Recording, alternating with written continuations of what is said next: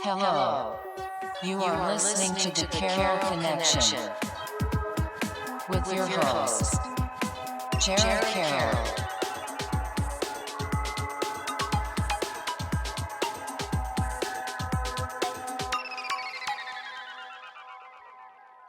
Hey everyone, welcome to the Carroll Connection. I am your host, Jared Carroll, here to bring you guys another great episode. I did want to take a chance to shout out last week's episode 183 with AO. He is a music artist. He's kind of diving into rap and a little bit of Spanish music as well. And on that episode, he's talked about how he got into music, writing when he was younger, and kind of the goals and aspirations that he has in the music industry. And if you want to check out that episode, you can go to thecarolconnection.simplecast.com. Also available Apple Podcast, Spotify, and all the major listening platforms. If you like to watch our podcast, go on YouTube, search The Carroll Connection or at Jared M. Carroll, and it should pop up right for you. And if you want to be a guest or return as a guest, hit me up on Instagram at Jared M. Carroll or at The Carroll Connection, and we'll set that up. So that brings me to today's episode 184 with Sathyadev.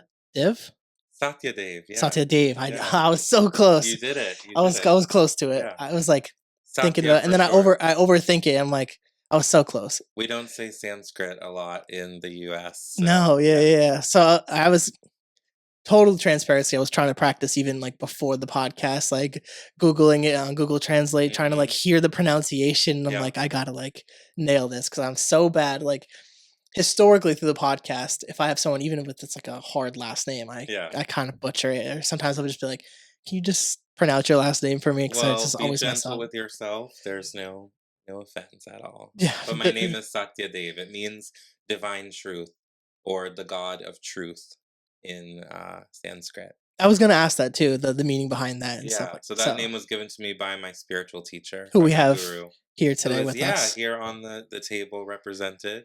Her name is Amma, and she's known as the Hugging Saint of Kerala, India. I love it. And what do we have here as well, just for the Oh, so audience this that is a sees? selenite crystal that I brought from my home, and selenite is a very high vibrational crystal. It's said to clear negative energy and kind of bring in higher vibrational, good vibes all around. So wanted to bring that into the space. Oh, definitely. And I think we got some well, good vibes, and I think yeah. this is going to be a fantastic conversation. I So, think so too. just a little bit of who you are and what you're doing currently for the audience. Yeah, so as I said, my name is Sathyadev. I live in Barrington and I work in Providence as a yoga teacher at a studio called Full Radiance Yoga. I'm also a massage therapist. I do body work in people's homes, one on one with them, as well as a Reiki master teacher. So I do Reiki energy healing. I've kind of developed my own modality of energy healing, and that's what I practice with my clients and my students. I also work part time at a cannabis dispensary in Exeter, Rhode Island. So I'm either selling weed, teaching yoga, or meditation, or giving some sort of spiritual or physical healing. Healing all around. Yeah, I love that. yeah. I love that. And we'll dive into each one of these different endeavors that you have going on as we progress through the podcast. Sure. Like what I like to start with though is the family dynamic, like I was telling you. And Mhm. for any new listeners, I always like to kind of explain a little bit of like my reasoning, and I think it's important to kind of at least ask the question about where we come from. And I always use this cliche with family dynamic in relation to building a house, the foundation. Mhm. I think our family creates a lot of that foundation, whether it's good or bad. I think it's always Sure. important to kind of dive into it a little bit and just kind of see where people come from, because I think it helps build that conversation as we go forward. So Yeah, absolutely. I'll allow you to kind of dive into that with whatever you're comfortable with sharing. Yeah, so I was born and raised in Fort Worth, Texas, which we talked about a little bit. I really appreciate where I come from. That hasn't always been the case. I was raised by my mother, who was a single mother for a few years of my life. And I had a lot of support from my grandparents, my aunts, my uncles, very close family, very like family oriented family. They were also evangelical Christians. So I was very much like from a young age indoctrinated in that belief system. And um, yeah, there was a lot of love, but a lot of intensity in my family as well, obviously. And um, growing up as a queer, kind of spiritual and kind of intuitive child, but in a place that was very rigid and very kind of one way of thinking in terms of spirituality and religion, um, I, was met with a lot of adversity, in different ways. And I think coming out of that, um, originally I had a lot of trauma around my family and around like being accepted by my family and seen and understood by my family for who I am.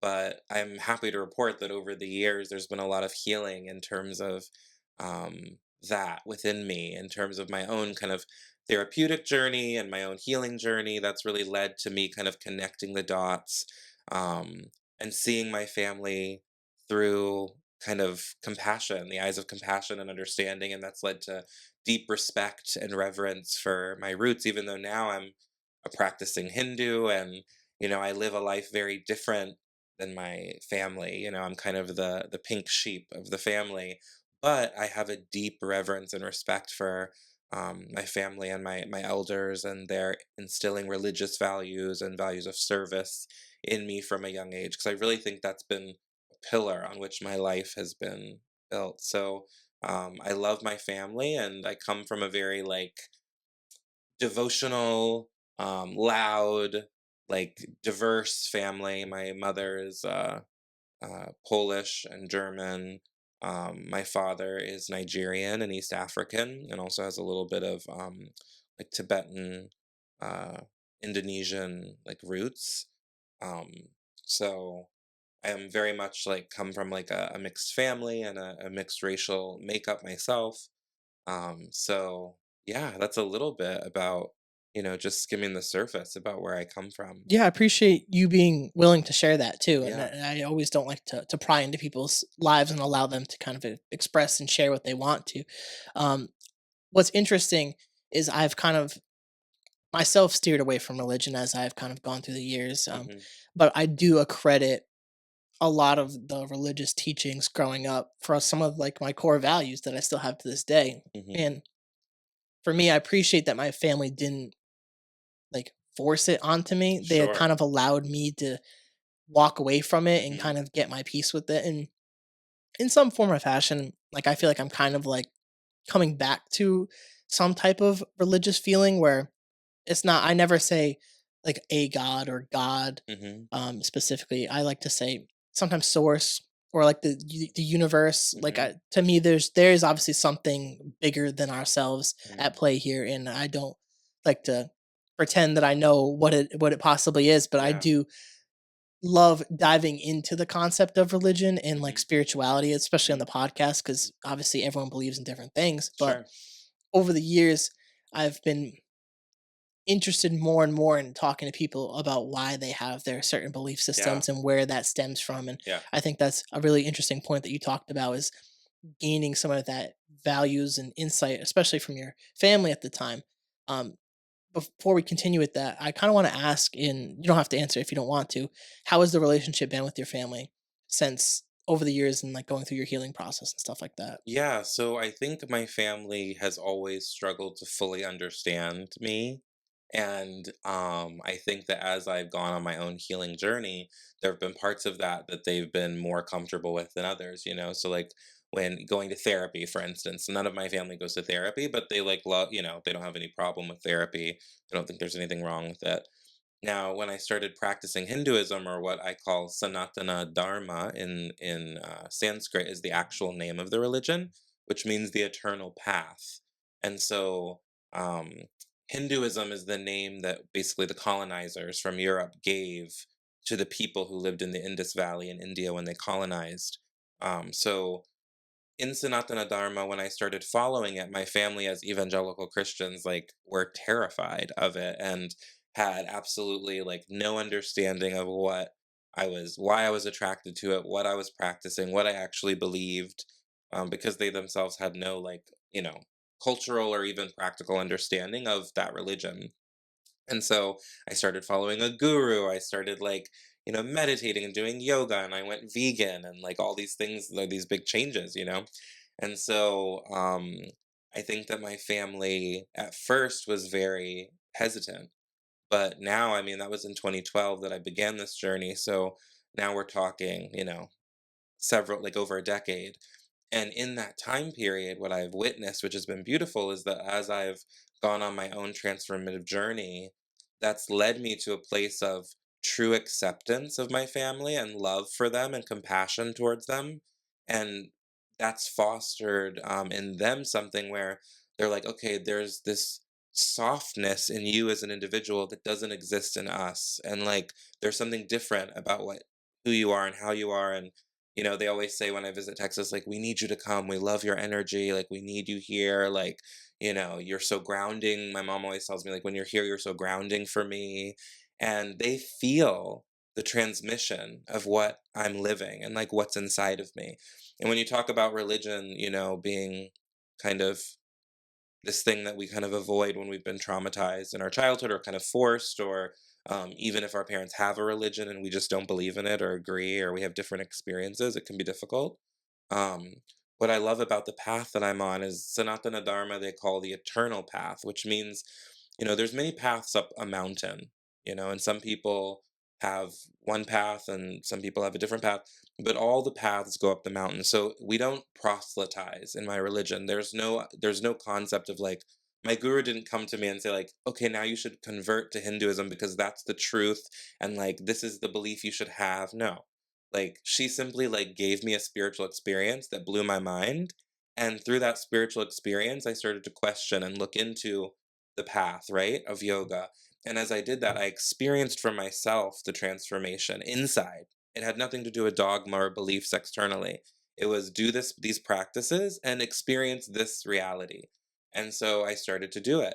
And what I love about the path is you can be an atheist and practice yoga and practice these principles, these teachings that my guru gives. You can be a Christian, a Jew, a Muslim. And in fact, my guru, if you went to her, would say, like, if you have a religion, don't change your religion. Actually, you should find the seeds of truth in your religion and you should live them. You should actually live the values. So yeah, it's beautiful when we realize that there's no rush. Like capitalism, imperialism, white supremacy, the religious powers that be in the world, in the Western world, like all these institutions want us to believe that we have to like buy in to what they're selling us right now. And the truth is, and what yoga teaches is that there's no rush. If you're an atheist, great, be an atheist, be a good atheist, be the most humanist atheist you can be. Care for others, serve others. If you're a Christian or a Jew, do the same. So it doesn't matter. And that's really liberating.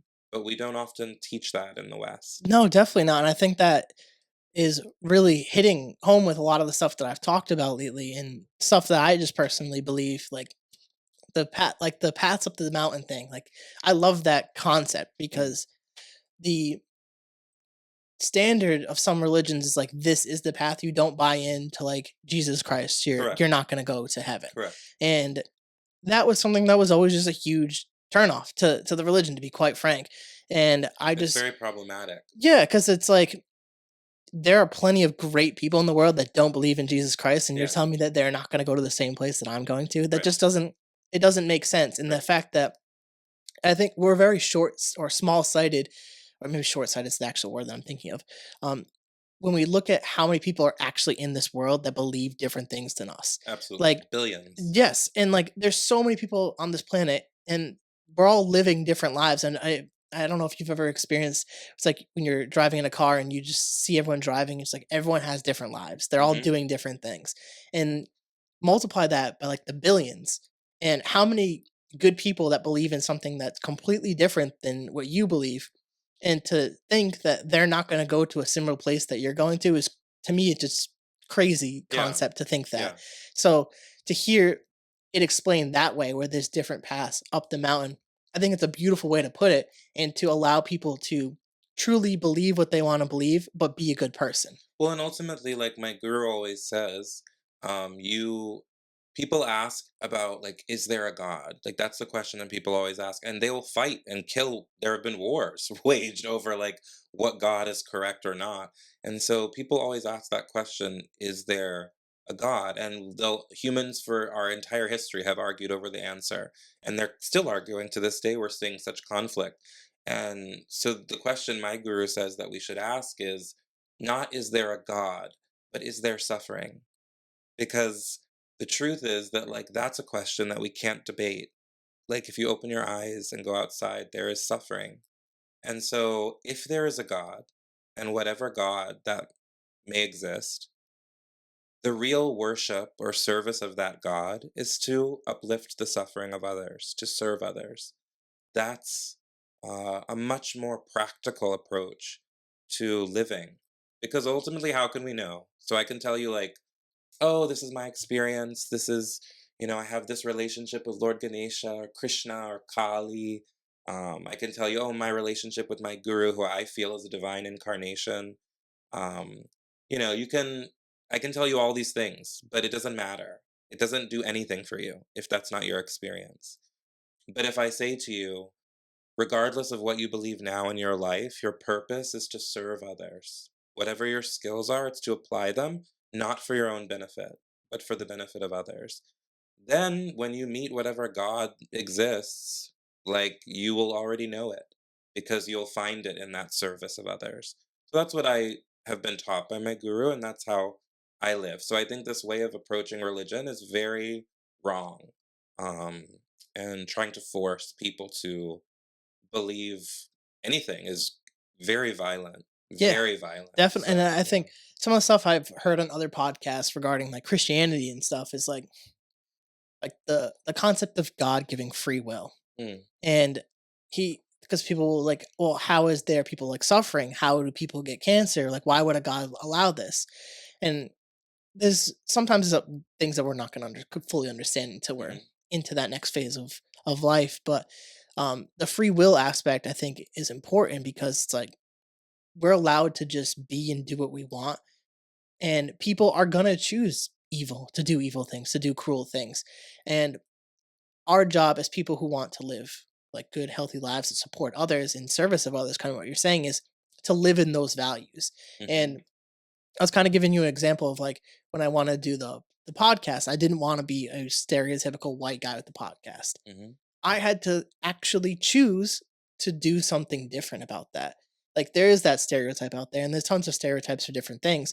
But for me, I wanted to be different. I wanted to be engaging. I wanted to talk to people, to connect to people. mhm, And I think there's just something in me that felt almost like it's weird to say, but like called to do this. mhm, Like, and I've been kind of leaning into that a little bit more, where if like I really feel something that is gonna push me into the direction that I think I want to go and I think I need to go, I do that. And after the years of doing this podcast, I've been able to like really connect with people on that level where I see their vulnerable side and they feel seen and heard. And I think maybe that's something that's part of my purpose that I'm still trying to figure out. I think we're constantly in pursuit of trying to figure out why we're here doing what we're doing.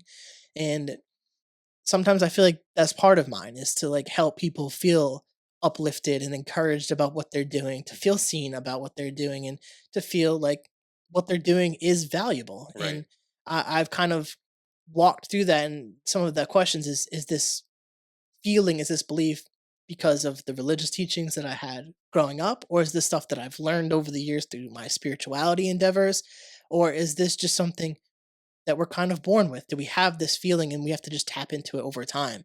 And that's been like the question that I've kind of been dancing with over the last several years Yeah. of this podcast. So And I'm kind of I think what interested. you're touching on is like that your true nature is to serve. Your true nature is to love. That's the true nature.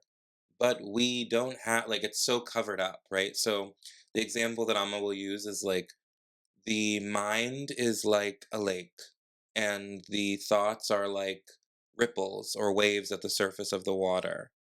If you have a lot of waves at the surface of the water, you can't see the bottom of the lake because there's too much tension at the top. But there's always a bottom of the lake. And at the bottom of the lake, it's calm, it's still, it's grounded. Even if there's a storm raging at the surface, the bottom of the lake is calm. And that inner calm, that inner peace, actually exists within every person. But we can't experience it so much, and we're so stimulated all the time that our minds have completely dissociated, and we believe our minds, we believe the thoughts racing through our minds, we spin all sorts of narratives all day long, and this process leads us to a place where we're completely dissociated from our true nature, which is that inner calm, that inner peace. And in that inner calm and inner peace, there's usually love and compassion towards others, and there's clarity. What's the next step we should take in our life? But it's you can't access that unless you still the surface, unless you calm the thoughts down, you calm the ripples down. And so when we start to do these practices in yoga and in meditation, and why I'm so passionate about sharing these practices is because when we begin to do them, we still the thoughts of the mind and we start to tap into what's underneath. And at first, that's a huge discovery because we didn't even know there was something underneath. We're so identified that this is who we are.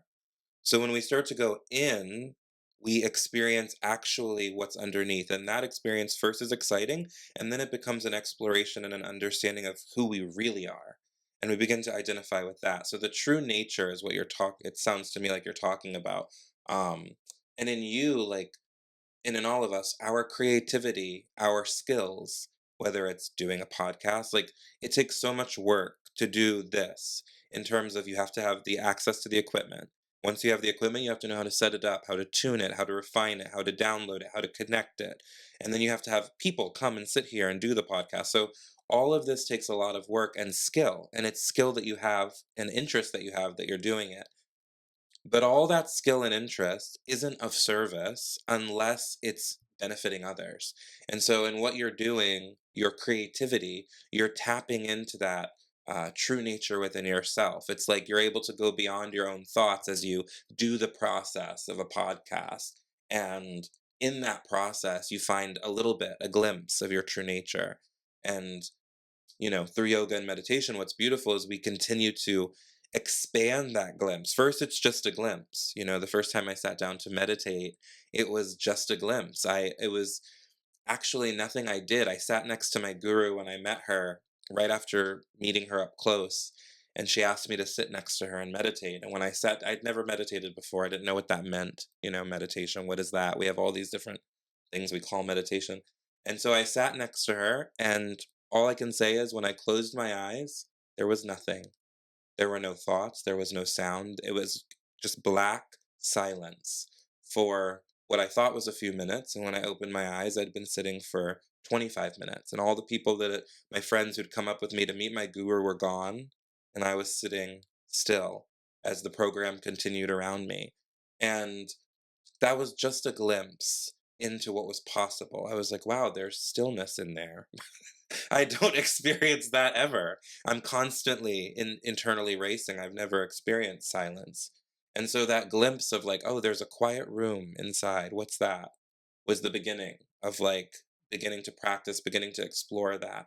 And over time now I've realized it's not a room, it's a whole house. There's a whole house here.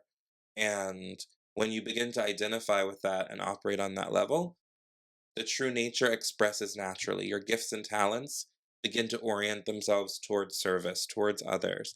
And that's when you find your fulfillment. Amma always says, if you don't know who you are, go and help someone who has less than you. Go and feed someone who has no food. In the process of helping that person, you'll find yourself. Even Jesus in the Bible says, when you serve the least of these among you, you serve me. So where's that in modern Christianity? I see, I don't see that. And so, that this is a teaching that, all the Mahatmas, the great beings, the saints throughout history, these divine incarnations, they all teach the same thing. It's quite simple. Maybe I'm going off on a tangent, No, I think but I think it's an interesting point because I think and I've always said this, like all these different religions, all supposed to be teaching similar things. They're all talking about similar things, like the helping others and things of that nature. And it's just interesting that in current society, we've steered away from that. yeah, The community aspect of helping yeah, others, like, has really deteriorated, and a culture of, in my opinion, has been ego and selfishness has yes, replaced that, yeah, and it's a lot of me. hmm, Like, it's about me, and, like, I don't care about anyone else, yeah, and I think that's, like, a really negative thing that we've seen, and obviously, there's a lot of different factors that, um, play into that reason of why we've ended up where we are now, but I think what you're talking about with the stillness, every time that I've these are my ways of practice meditation and have tried to tap into those things, opened doors to where a lot of this creative stuff in the podcast started to form. When I took the step back and removed the loud noise of my mind, Right. I was able to tap into what you're saying. And Right. even more recently, I'm working on this project that I'll show you probably after the podcast. I'm not talking about it Yeah. Yeah. on the podcast, but when I started journaling and meditating again, I hadn't done it in like who knows, like maybe 2 years. It all came to me. Like I was Right. like, what's my next thing that I want to do? Hmm. And as soon as I settled and just like kind of just let myself be, Hmm. things started coming to the surface. Right. And like I was able to like write that down and start thinking about it. I'm like, it's been here all along. Like I just didn't tap into it. And it's like if more people were willing to tap into that stillness, who knows what the things that we could create as people and share Yeah, with one absolutely. I mean, another's. absolutely. I think the problem is we're externalizing everything.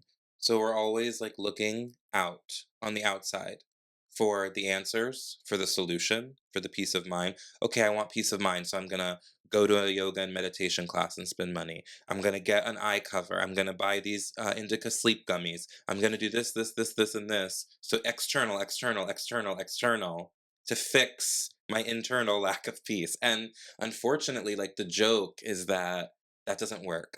And so eventually, through what I find is that life has a way of, even if you're not taking the lesson and getting quiet, life will grind you down through different circumstances until you have that moment.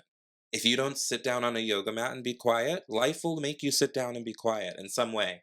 Right? We see this all the time with my students who have all of a sudden they have an injury and they have to like sit at home with their leg up for 2 months and they haven't stopped going for 13 years. So like they don't know what they panic. They freak out when all of a sudden they have to be still and they can't just externalize everything.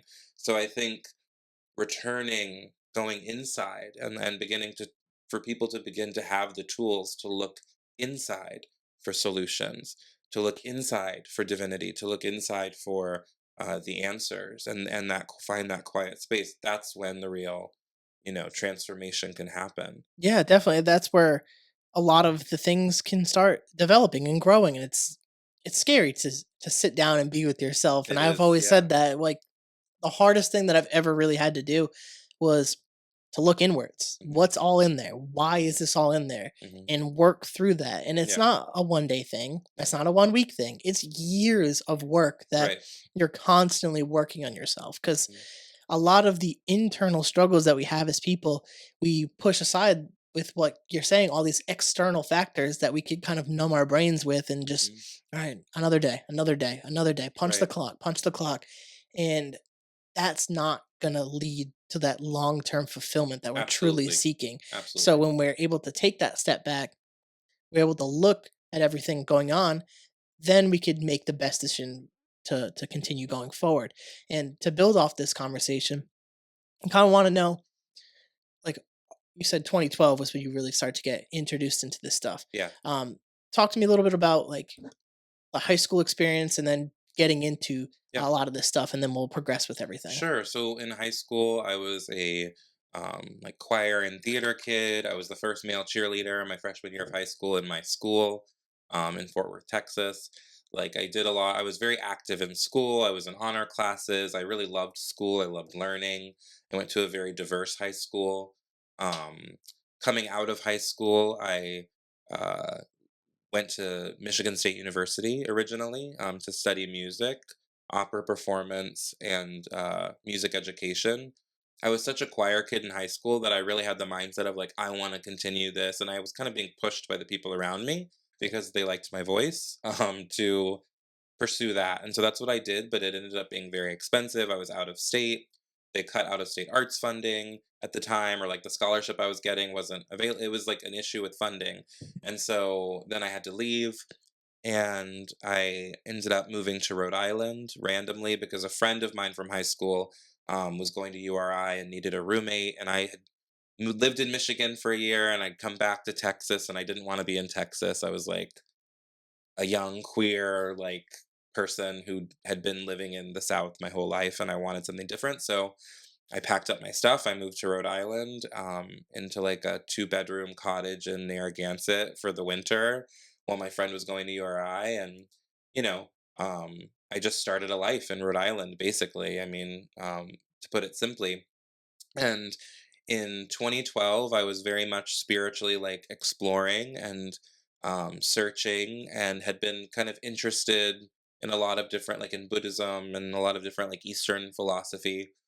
And I was, at the time, 2012, everyone was saying it was the end of the Mayan calendar, and that was going to be either the end of the world or some big spirit, the initiation of some big spiritual transformation. So at the time, I was very interested in that.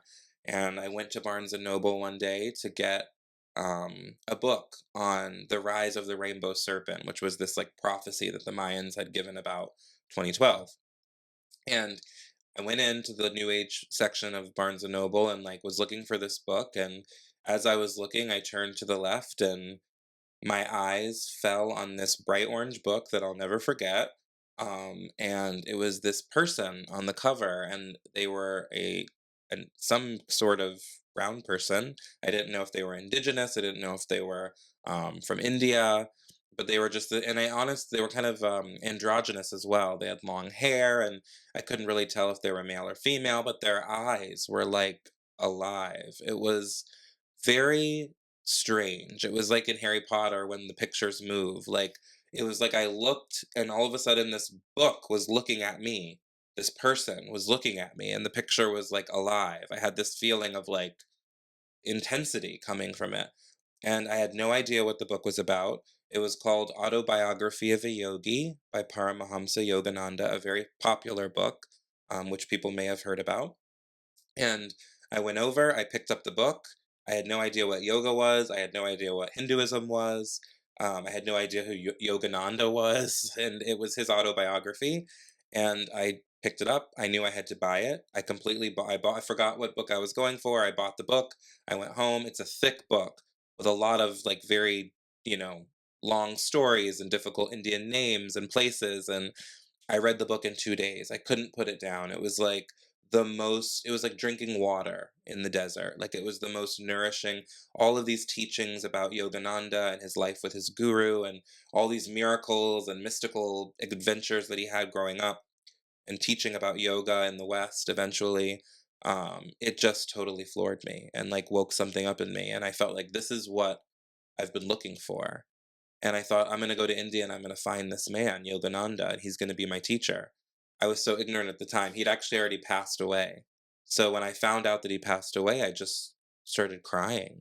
And it was so strange to have that experience. And I was like, why am I crying over an Indian man that I don't know? Like, this is the strangest thing I've ever. Something inside of me felt like I missed out. And so I started reading everything I could by him, his articles, his books. And one night I was reading about the guru disciple relationship, which is a concept in Hinduism, and between the spiritual master and the student. And I was thinking, like, I need a teacher. Like, I was longing inside for a guru. And they say that when the student is ready, the teacher will appear. So at that exact moment, as I'm online reading this article and kind of like crying and really desiring a spiritual teacher, this pop-up, it was the time when ad pop-ups would come on your computer. A pop-up came and it was just a pink background and it had a picture of an Indian woman. And just like that book in the bookstore, her eyes were like alive with something. And I had no idea who she was. It said free hugs question mark, and it had a date, which was the coming weekend. It had a time, and it said, you know, come at this time, get a token number, it's free, meet the hugging saint of India. I had no idea who Amma was. And so I went with my friends. I got them to go, and um, I had a pretty magical experience there. So that is kind of what initiated in 2012 my my practice in yoga and in meditation and in following my guru, the hugging saint, Amma. Um, I got hugged by her. I received her hug and her blessing, which was very intense. And I could tell that story if you want, but Did I that don't want to kick off dominate. the initial like Yes. relationship that you have with her now? Oh, yes, Okay. absolutely. Yeah. And then you eventually went out to To India, India. yeah. Yeah, So I've lived correct? in India several times. And the last time I was there was last year, and it was for 6 months. It was the longest that I'd ever lived in Amma's ashram, which is a spiritual community there where she lives. And I basically lived as like a monastic disciple. How was that experience? That was probably surreal. It was surreal. It was the most healing, what do you call it? Like rehab that I've ever been to. I lived, I was eating fully Sattvic vegetarian food, which means like a very pure vegetarian diet, and a very strict specific items that you can have and can't have. And all those items are chosen to help. These are foods you eat to keep the body and the mind calm for meditation. Most of the foods we eat now activate the system. It's like overstimulate the system. And so these sattvic foods are what calm the system down and relax the body so that the mind and the body are more primed for meditation and for yoga and for these more mystical experiences. And so we ate sattvic food. We woke up at 4 in the morning and did fire rituals and meditation and chanting for over an hour and all these different spiritual processes. And there's a lot of time to kind of journal and reflect and be on your own. And it's on the Indian Ocean, it's right on the Arabian Sea. It's beautiful and just very lush, and you're surrounded by coconut trees. And it's a very monastic life. And then Amma herself is also there as our guru, so she's leading us in meditation, guiding us in all of our life issues, decisions, things that we're grappling with and learning. She's guiding us and instructing us very specifically in what we should do and how we should practice and what practices we should use. So it was 6 months that I was there with her, kind of studying and practicing and living, and it was the most nourishing, healing process that I've ever been through. It sounds so amazing, and there's so many questions, and I want to be respectful of our time to make sure that Yeah, we get the right absolutely. stuff. Yeah. But talk to me about that. So I want to really know that time period. So obviously you kind of get into it around 2012, and it's growing and growing. Between obviously going out there for 6 months in 2012, how do all these different businesses kind of create themselves? Like, how do you Right. get into all these different things? So what's interesting is that the year I met Amma, 2012, I was 22 years old. And there's something to this day that I realized like 22 was very significant. Then when I lived with Amma for 6 months, I was 33. So it's like there's this, I'm very into astrology and I just understand how the unit, on some level, not, I don't understand, but like I feel intuitively the rhythms and cycles of my life in attunement with the rhythms and cycles of the planets. And that helps me kind of navigate my life and see my life, on a map linearly. And so, um, in 2012, when I met Amma, I had such an intense experience with her, and I couldn't really describe what it was so powerful, the transmission of energy that I felt from her. And I had no context. I knew nothing about yoga or Hindu, and I knew a little bit from what I had read in the autobiography of Yogananda about yoga, Hinduism. And so I, you know, I bought a little $2 picture of her that they were selling at the back for a donation at the back, because she has all these humanitarian charities and orphanages, hospitals, feeding the poor, like education for women in rural areas of India and around the world, like crazy level of humanitarian aid that she's in charge of and that she's doing. But I got this little $2 photo. I put it on my altar or my meditation space at home. And every day I sat in front of that picture and I would have a glimpse of that first meditative experience. And I felt like something inside of me intuitively was guiding me. It began, now I know it was Amma, like it's her. She was guiding me, even from inside, like she was guiding me in meditation. Um, but I went back. She comes at the time before COVID, she would come every summer to the US and travel through the US and offer these free programs. So I would travel with her in the summer and I would volunteer. And when she was in Boston, I would be a main coordinator of planning her event and helping facilitate people coming to meet her and receive her hug. Because so many thousands of people come, just to get this woman's hug. There, some who are spiritual, some who are you know, suspicious of her, like some who are like just think she's a great humanitarian, some who think she's a saint. So like all these different kinds of people come to see her and receive her hug. So I traveled with her, I studied yoga. But in 2012, that same year, right before I met Amma, I was already training in Asui Reiki to be a master teacher. And I had just gotten my master teacher certification. But I felt this weird energy because at the end, even though I loved the person who initiated me and who taught me one on one, it was a beautiful experience. When I got my last master teacher certification, there was this energy of like, I don't feel like what's coming, the energy that I'm channeling in the energy healing doesn't feel like what's coming from you. So it felt like, even though that was my teacher and she initiated me in this very specific process, all of a sudden there felt like that we weren't linked energetically. I didn't feel like what was inside of me going into people or that I was channeling was coming from that lineage of Asui Reiki. So I stopped calling my practice Asui. And when I met Amma, I realized and felt on an intuitive level, on an energetic level, that actually the energy that I channel in my sessions is coming from Amma. It's this divine mother, this feminine Shakti, they call it. The primal energy of the feminine in the universe is called Shakti in yoga. And so I was actually channeling that Shakti, which Amma is like an embodiment of that. And so kind of developed my practice. So I was already doing Reiki at that time and their energy healing. And then massage, I had just started massage school when I met Amma. So I finished massage school and became a massage therapist. Um, and in terms of my yoga, I began to train through Amma's Amrita Yoga program, which is a traditional Hatha yoga practice. I began to train and self study with Amma, with the teachers in her institutions, and on my own for several years. It's only in the last like 2 years that I've started publicly teaching. Because in India and in our tradition of Sanatana Dharma, yoga is not a capitalist venture. You know, in the West, yoga has been whitewashed, it's been completely removed and divorced from its original intentions, its cultural meaning, its spiritual significance. And so people now make money and careers off of being a yoga teacher because they went and spent $2,000 on a 500-hour program.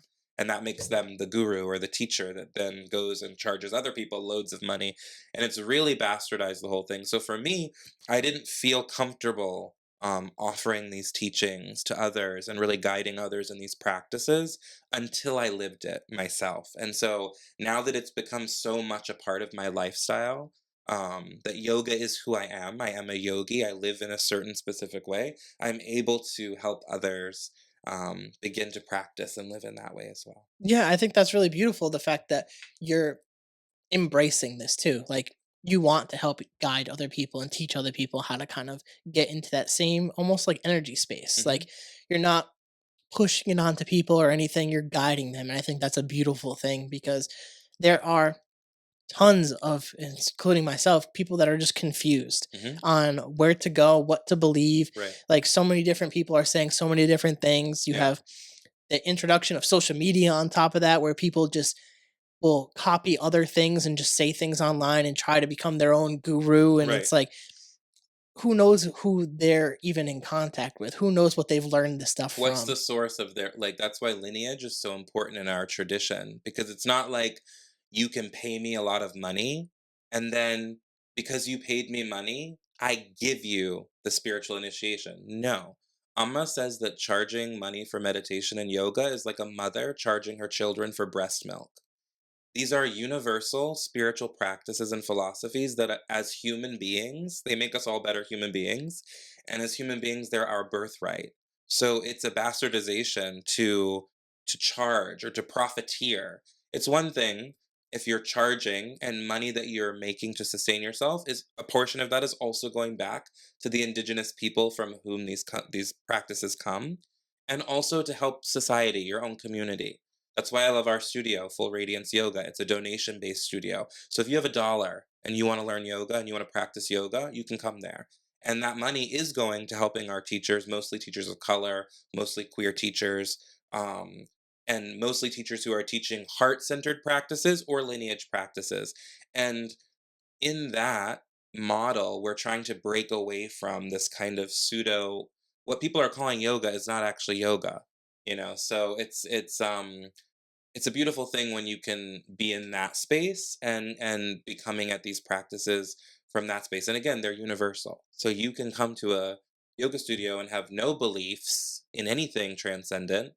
And if you follow along with the class, if you follow me in the journey that I'm taking you on in your body with your breath, with your awareness, you will reach the same experience that I'm in.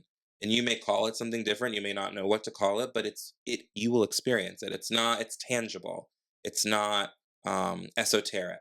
It feels esoteric, but the more you practice yoga, the more you realize it's actually the most practical, down to earth spiritual process. Yeah, I don't think enough people embrace that aspect Hmm. of meditation, or in Yeah. meditation in general they don't embrace. It's kind of crazy, such a simple thing of where just kind of just sitting in place and just going through the process of breathing and just shutting down. Like, I've had someone that has practiced breath work and stuff like that, so I always find this kind of interesting. It's just like breathing, Hmm. the most simple thing that we do every single day of every second, but we don't actually practice it. Yeah. And how healing it actually could be if we just leaned into it a little more. We just ignore that aspect and we just grab our phone on TikTok and we're just scrolling away. And it's like, Doom scrolling. it's Yeah. it's so sad, especially I really feel bad for these younger children that this is what they know. This is how they just Yeah. embrace everything, and everything they see is like the gospel on social media. If you see someone with a ton of followers and a check, like they might be the person you follow for the rest of your life. Like, this is who I buy into, Right. versus uh, someone like your spiritual teacher who has Amma. all Yeah. Amma. Hmm. I could think of the name, like Yeah. how to like pronounce it. Yeah. Yeah. Has all these great things to offer the world, and I've never heard of her. Hmm. Like, it's crazy Yeah. stuff like that. Like, where we're so blinded by what's going on outside of, especially whether it's our own community or the United States. Oh Like, yeah. we don't even know the amount of amazing people doing amazing work. Yeah. And just having the conversation is so important, because I was super excited about this podcast today. Like, just to like pick your brain and hear your story, because Hmm. like this opens up a whole new door of like questions and things to like look into, because it's Yeah. like I'd never thought about a lot of this stuff prior. Yeah. Like, I've been introduced to meditation. Like, I've obviously know of Hinduism and stuff Hmm. like that, but like you don't really know until you're really starting to ask the questions and Yeah. stuff like that. And I'm curious about like the intersection between like astrology and Hinduism, because I know you mentioned a little bit of Hmm. both. Yeah. Do they correlate? Do they intersect at any point, or is that just something that you kind of believe in, like kind of those two Actually, things? they deeply intersect. So there's Western astrology, which we know. Hmm. Like, I'm a Taurus sun, Aries moon, Virgo rising. I have a natal chart. It's based on the 12 zodiac signs. Like, that's Western astrology. And then there's Jyotish astrology, or Indian astrology. And there's other forms of astrology in other cultures, but Indian astrology is like astrology, I guess, to put it simply, is intrinsically linked and like a part of the whole under the whole umbrella of Sanatana Dharma, or the eternal path, Hinduism, these teachings. So astrology is a part of that. And Western astrology and Indian astrology, Jyotish, are different. They approach astrology different. I think you get more details out of Jyotish, but it's so complex, and they go into planets and stars and comets that we don't even acknowledge in Western astrology. Like, we don't even think about or acknowledge, but that exists. And they know about them and have known about them for thousands of years. So there are different approaches, but in general, astrology is a huge part of my life. I really like incorporate, think about, and plan my life around the movements of the planets, more in a Western astrology perspective when I'm here in the US. I Hmm. mean, I kind of tend to be more in the Western astrology. I'm very interested in Jyotish, but it's, again, so complex. Like, people spend their entire lives studying it and like trying to understand just even a little aspect of it. So it's very complex. But one thing I love about what my guru teaches about astrology is, like, the planets have intrinsic power and pull over our lives and our bodies. We are connected to the planets. We are connected to the greater universe. And all of the movement, it's kind of like if you have that parachute when you're a kid in elementary school, and you have this huge parachute and everyone's holding a different end of it. If I tug on one end of the parachute, on the other end you'll be pulled. So we think like we're disconnected, but if one black hole opens up in the universe, it affects us, it pulls us. Even if we don't know, it's pulling us towards itself right now, and we have no concept of that. So we are interconnected. And when we get into this, um, practice of yoga, it's really about kind of seeing that intrinsic connection. And astrology is like beginning to acknowledge that connection, beginning to reverence the planets as these big celestial bodies that are so much more powerful than us. Like, there's all this solar weather going on in the sun, and huge, like, eruptions on the surface of the sun that nobody really, not nobody, a lot of people don't focus on or even know about, but they're affecting us, and they're affecting our skin, and they're affecting our moods, and they're affecting our water sources. And so the planets have an effect on us, and astrology is kind of reverencing and living into that truth. But Amma also says, like, we shouldn't become so obsessed with astrology that we fear the planets. Because the reality is that for anything in life to work, you need three things. You need the right amount of effort at the right time. But the third factor in our tradition, we call God's grace, or what you might call the universe, or what you might call that extra something that's transcendent, that's beyond your control. That's the third factor that you need for success. You know, two people, if we go for an interview and both of us have the same qualifications, same background, same experience. We're both professional. We both look great. We both have a good haircut. And we go in, the boss is only going to pick one of us. And what makes the boss pick one of us over the other? We both showed up at the right time. We both put in the effort. We both have the credentials. That extra factor is not in our control. That we call God's grace, something beyond us that's operating in the universe. So when we have this understanding that we don't have to be scared of Mercury retrograde, we don't have to be scared of the planets, we can understand how these things affect our life, but ultimately there's a force that is greater than us at work. And if we bow down to and surrender to that force, for me, that's through bhakti yoga or bhakti yoga, the devotional yoga, practicing having a relationship with God and a surrender to God, this concept of God. Um, if we do that, if we surrender, if we bow down to that greater force, then that greater force takes care of us. That tends to be my experience and the experience of yogis, is that when we surrender control, we get into the flow, and the universe has a way of moving us forward. Yeah, it actually kind of ties into this kind of like concept that I've believed in is like where I kind of referenced answering the call almost. Hmm. Like I've always kind of just believed in that no matter what, I'm always going to be good. Like I just trust in that like almost like external unseeable factor that like I do try to be the best human that I can be, Sure. and I try to treat others the way that I want to be treated with respect and kindness and love. And obviously, we all have flaws and we make mistakes, but believing that there's that just timing that we can't control. There's Hmm. something that we just cannot control, Hmm. and just allowing that to be. Right. It's Not like, trying to hold on to that control. yeah, you don't want to like buy into the concept. Like, it's like I can have all these, and this is why, like, even career planning, I always laugh at it because it's like, Hmm. what do you want to do in 5 years?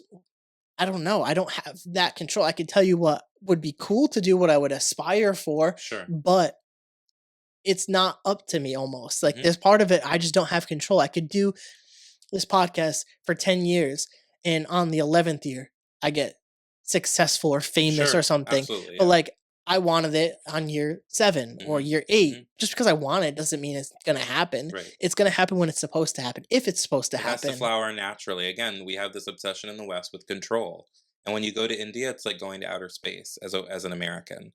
Because when we go to Starbucks and we stand in line, we were first and we want to be served first. And we want to be served quickly.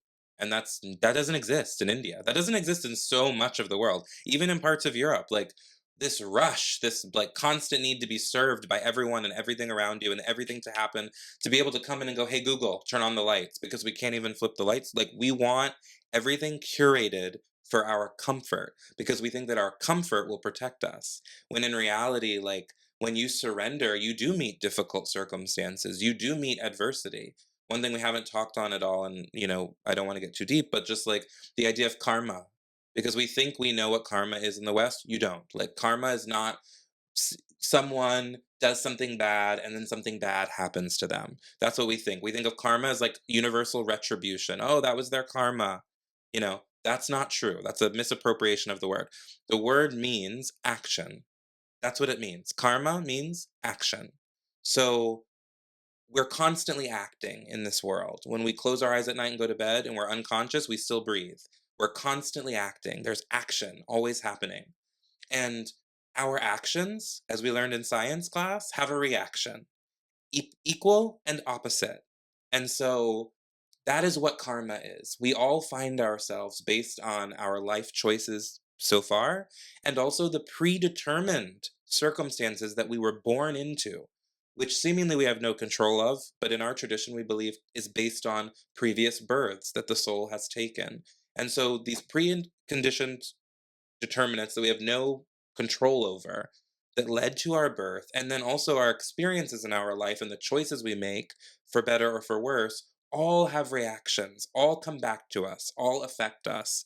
And so this idea of karma is really important when we're talking about our life path, and when we're talking about surrendering, because you can't tell someone who's living under a bridge that if they just surrender it'll all work out. That would be spiritual bypassing, and that pisses me off, because that's again a delusion of religion or spirituality. Like, we're not supposed to ignore suffering. So what Amma says is, if it's someone's karma to fall, it's your dharma or your duty to uplift them, to help them up. Not to say like, oh, you're in a ditch and that's karma. That's, you must have done something bad in your previous. No, we have no idea. We're not God. We don't know. We don't know what happened, but they're in a ditch and they're hungry and they need help.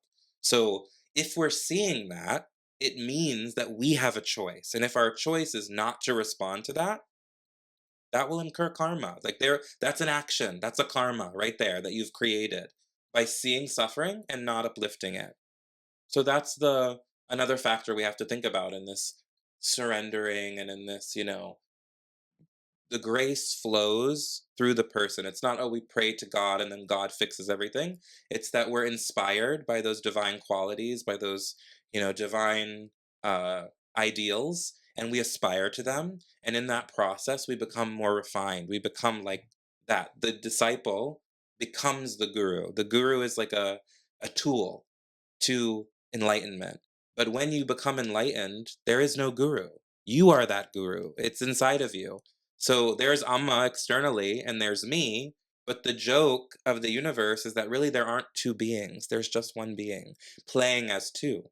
And so that helps us to learn who we are, to move towards who we are, to make right actions. Seeing someone who's making such uh, great actions for others, it's inspirational, and it helps us to do the same. Yeah, So, that's a great explanation of karma, because between that and yoga has been completely taken and yeah, turned into stuff. Even like you said, even astrology, Western astrology is taken and yeah, turned into like this different stuff. right. So I think it's great to actually hear a true, genuine explanation of what karma is to add to the Hmm. conversation that Yeah, we're having. I think it was yeah. really great. And I know we're getting towards the end of the Hmm. podcast, and you brought up past lives, and that almost I wanted to go. I love the idea of just past lives. Like I've Reincarnation. I've gone to like a Peruvian shaman before, and they kind of um take it for what it is. I don't Sure. You don't know where they practice or stuff like that, but it was recommended to me at the time. I was very open to it, and I forget the type of healing where they like I was like kind of laying down. We had crystals all around, and walked me through like different experiences, and then talked about past lives and stuff Hmm. like that. And I find it so interesting because like part of me does like resonate with that. Hmm. Like it makes sense. Like Hmm. that there's you live this life, you gain your experiences in this life. You're supposed to try to learn what you're supposed to learn. You come Hmm. here almost not predetermined, but there is a goal when Hmm. you're coming here, whether it's to teach, to love, to experience some type of different thing in life. Um, but to experience that, and if you don't, it's the constant coming back to try to learn these lessons to reach that higher level of, I guess, consciousness, Well, being. let me put it very practically, how Amma would put it, which is that the goal of life is actually very simple. The goal of life is not to do necessarily any of these one things. The goal of life is to know yourself and to help others. So knowing the self is a big order. We think we know ourselves, but we do not. And so that's a huge part of our life's journey as a yogi, as a practitioner of these practices, is to learn the self, to know the self. And I don't mean the personality of Satyadev, or, the Carroll, not the individual who you think you are, not that, but underneath that, who you really are. And when you begin to know who you really are, the self, that divine spark, that consciousness, that awareness, then you're bigger than your body, because that consciousness and awareness is in the grass, it's in the trees, it's in other people, it's in animals. And so when you begin to acknowledge the self, naturally you help others because the other is you. It's like Amma says, if you poke your eye with your finger, you're not going to cut off your finger because you realize that your eye and your finger are both a part of you. So you comfort your eye and you comfort your finger. In the same way, when you realize the self within you, you will realize that you're one with everyone. And then you can't not help someone because it's not a stranger on the street asking you for money. It's your mother, it's your brother, it's your child, it's you. Like you're helping you when you give that homeless person money without questioning what they're going to do with it or where they're going to go or any of that. When you feed someone who's hungry without questioning, that's when you're really like tapping into the self that I'm talking about, capital S. So that's the goal of this life. Know the self and help others. And most people waste 90% of their lives not even beginning to know the self, externalizing, looking for something outside. If I find the perfect marriage, if I find the perfect place to live, if I find the perfect career, the perfect bank account money, the perfect car, the perfect vacation, if we have a child, no. You will do all of those things, and after you finish all of those things, you'll have 100 other desires that the mind will come up with. You'll leave your wife, you'll leave your child, you'll do all the other, you'll move away, And that's the joke, is that none of those things bring the fulfillment. The only you will be fulfilled when you seek the self within. And that's when you find the goal of life. And if you don't find that, if you don't find that self, we say in our tradition, then there's no rush. You get the next time. You can try it. But a lot of how you live your life in our tradition determines the trajectory of the soul. So if you're obsessed with money, if you're obsessed with wealth and fame, who knows, where your soul will end up? I don't know. But if you begin to live your life and do that inner transformation work and that healing and that service of others, you will raise your own consciousness, which is who you really are. And then when this body dies, that consciousness will be raised, will be high, and it will go higher up the mountain where it's supposed to go, you know?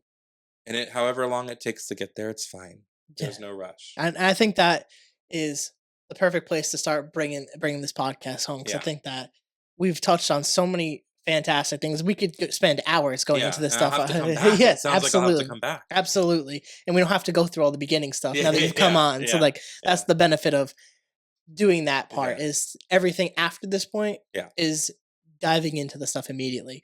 Um I have that one more question for you, but I know you Sure. wanted to touch upon stuff that you're doing currently. I don't know if you still want to do I that. think I kind of have, to be Okay. honest, but basically to run it down, I have a website, anandawellnessri.com, and that's Ananda, Ananda, Ananda Wellness RI. I founded this business. It's my wellness practice. I come to people's homes and do body work, energy healing.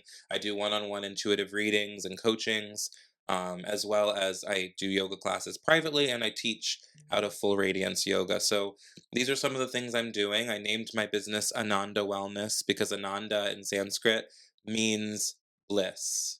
And it's not bliss that comes from going out and meeting the perfect woman and having an amazing sexual encounter or eating a delicious meal or going on the best vacation. It's not bliss that you get from an external thing. It's the bliss that naturally arises when you experience the self within. That bliss is a bliss that never leaves. It's a bliss that you become established in.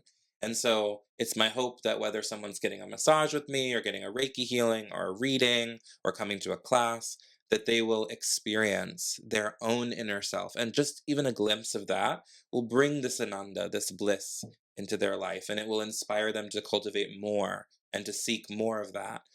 So that's what I'm doing. And Full Radiance Yoga is on Douglas Avenue. We have a website, fullradianceyoga.com, that you can check out all the classes. Again, it's donation based, so you can have $1 and come practice yoga. You can have 50 cents, a quarter, a nickel, whatever you have.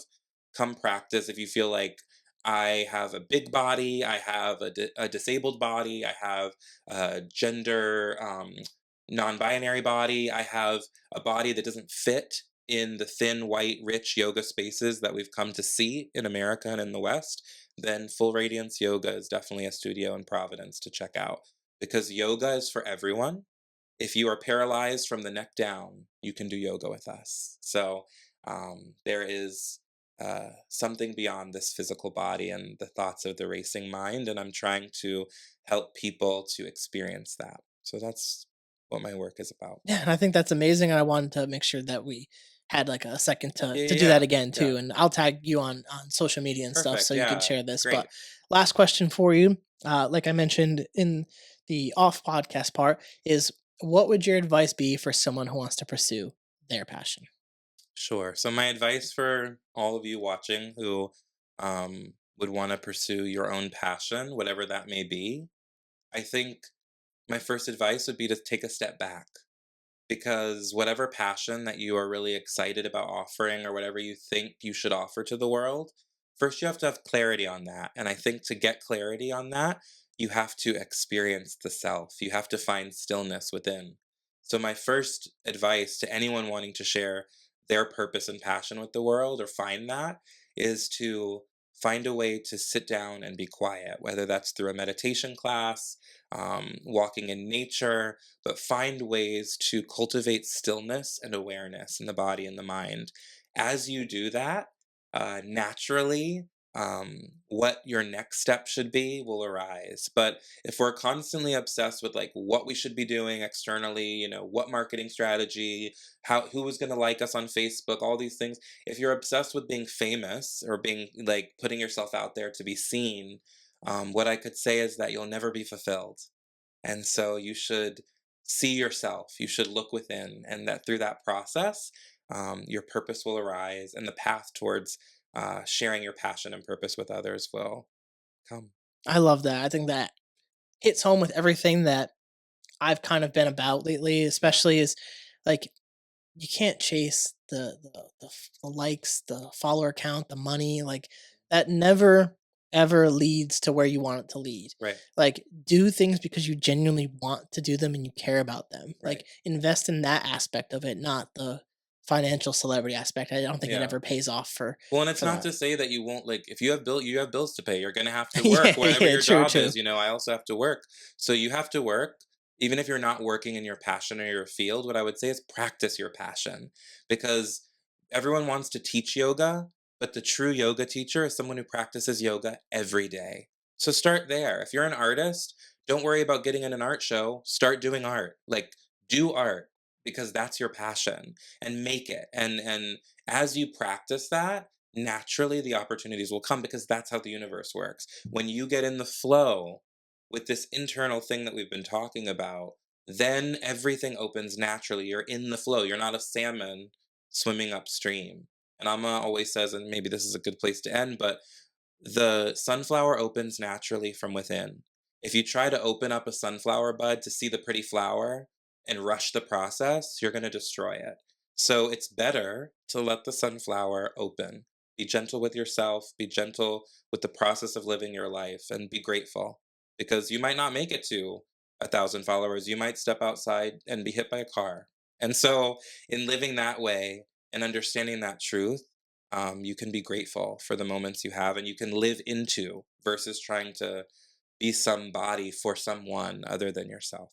Yeah, I think that's a perfect place to wrap it up. And I appreciate you so much for coming on this Thank you. Thank you podcast. so much for having me. I've loved this. This is like definitely one of my favorite ones I've done, especially in a while. Like I've Thank just you been so like, much. it's just a different change of pace. It's something that I truly like. I love anything where it's spiritual, religious. Like Mhm. that conversation just is always so much more fulfilling. Yeah, And I look forward to a future conversation. If you're willing to have that, I we could definitely definitely do that. am. And I'm so happy to have had the platform to share my teachings, what I'm doing, and also really they're not my teachings, but Amma's teachings and what Amma's doing. If you want to find out more about Amma, the hugging saint, you can go to Amma, AMMA.org. And Amma will actually be traveling in July and in August in the US. So she'll be coming back for the first time since COVID. So you can find out more information about maybe how you can go and get a hug from the woman who has completely changed my life. So Perfect. Again, thank you for coming on the Thank you so podcast. much. For you guys like the podcast, please rate, review, subscribe, share with your friends, share with the family, share with your grandma. Check it out, thecarolconnection.simplecast.com. Also available Apple Podcasts, Spotify, and all the major listening platforms. If you like to watch your podcast, go on YouTube, search The Carroll Connection or at Jared M. Carroll, and it should pop up for you. And if you want to be a guest or return as a guest, hit me up on Instagram at Jared M. Carroll or at The Carroll Connection, and we'll set that up. So, till next time, guys, peace.